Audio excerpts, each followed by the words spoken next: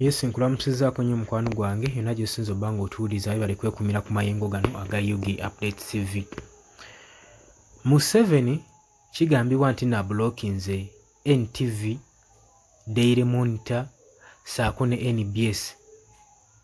Bannamawulire baagina emikutu gyonna baba preventinze obutaddamu kukavaringa event n'emu ey'omukulembeze.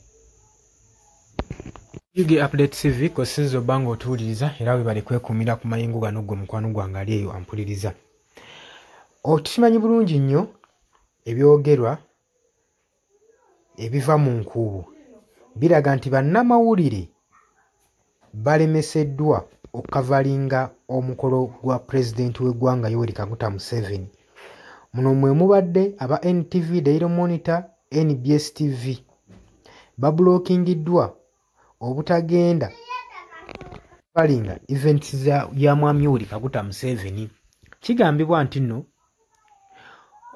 commissioning ebadde mwe Bunyoro University ebadde etegekeddwa ne Yoweri Kaguta Museveni. Yavuddeyo na ordaringa n'agamba nti nno bannamawulire oba media houses eziri independent obutakavalinga mukolo guno. Ebibuuzo bingi ebizze nga bibuuzibwa naddala ku independent medias nga bagamba nti nno eno embeera etuusewo mu ggwanga okubanga bannamawulire baganibwa n'okukwata omukolo gw'omukulembeze gw'eggwanga. Kitegeeza function zonna zonna nga zino eziri national nga tebakkiriza media na zimu nga balondamu ezimu ezigenda okuba nga zikwata omukolo. Beebuuza ensonga lwaki. Commissioning ebadde Bunyoro University, project eno ebadde egendereddwamu okuboostinga high education mu region ezo, ebadde esuubirwamu landmarks event newankubadde key medias houses zibalonzeemu ezibadde concerned okubanga zigenda mu maaso n'okukapitalinga omukolo, era ekintu ekitunuuliddwa nnyo nga ekityoboola press freedom mu ggwanga Uganda. Okusinziira ku reports ezifulumye, abo bokka baselectinze ne government abali friendly ne government medias, kyetwandiise friendly medias, government friendly medias, zezikkiriziddwa oba zeziweereddwa authority okwaccessinga omukolo ogwo. Kino kitaddemu amafuta mu kye ekigambibwa nti aba authorities ab'obuyinza batandise okontrolinga media era beeraliikiridde naddala mu kaseera kano nga bagenda mu kalulu ka 2026 bagamba eno embeera bwe banga etuuseewo mu kalulu kinaabeera kitya. Kubanga aba Daily Monitor, NTV, NBS badde bamanyikiddwa okubanga bakola bwezigimbira okubanga bakwata national function zonna zonna eziba zigenda mu maaso okubaawo mu ggwanga. Kati era bakyebuuza ensonga lwaki, wabula gavumenti ennavaayo kubanga ebaddamu nsonga lwaki baganye medias zino okubanga zigenda mu maaso n'okukavalinga omukolo nga guno ogw'ekitiibwa ogw'eggwanga eddamba. Olowooza nsonga ki eremeseza media zino okukavalinga omukolo gwa mwami Yoweri Kaguta Museveni e Bunyoro? Kwanirizaako mu comment section. Gw'atannatweyungako kkirira wansi olw'ekigambo subscribe kikooneko obeere ng'otweyungako ddala bulungi nnyo. Mbaagala nnyo.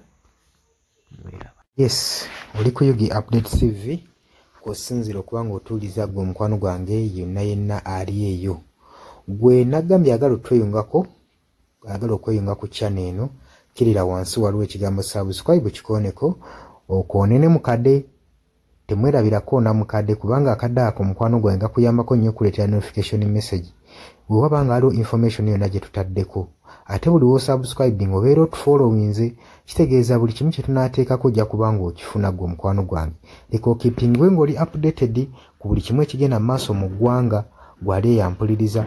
Abali mu Qatar, Oman, Dubai, Saudi Arabia, abali e Dubai, abali mu US, abali mu UK, abali Canada, abali mu South Africa, namwe abali mu Rwanda, Kenya, nalekani menyani, namwe abali mu Asia, matumiddeko nnyo mwebale kwekumira ku Yugi Update TV. Mwe mbezezaawo amayengo gano aga Yugi Update TV.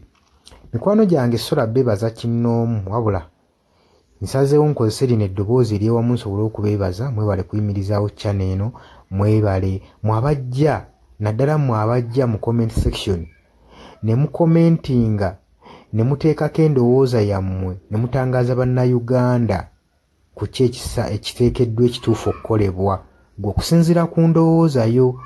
So munamuna abatajjangako mu comment section mbakubiriza okujja mu comment section muteekeko ebirowoozo byammwe mutangaaze eggwanga ku biki byaba bagenze mu bukyamu ne bikolebwa mu bukyamu eri bannayuganda.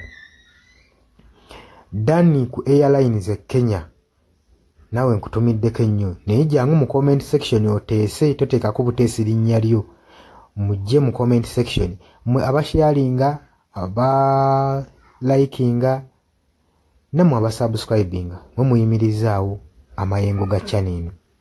Enamba y'essimu gye mbateeredde awo eya nooti 726 nooti emu 67994. Eyo enamba ya WhatsApp eri mu kimyufu. Ye namba gy'ogenda oyita kuba gy'osobola okuyitako gwe mukwano gwange ayagala okulanga wamu naffe.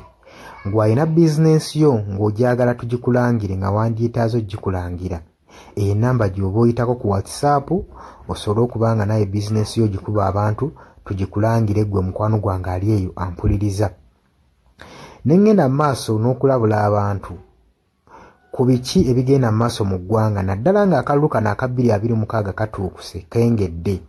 Kati buli muntu alina kubeera vigilant, olina kubeera bulindaala oleme kutunda mwoyo gwo mukwano gwange.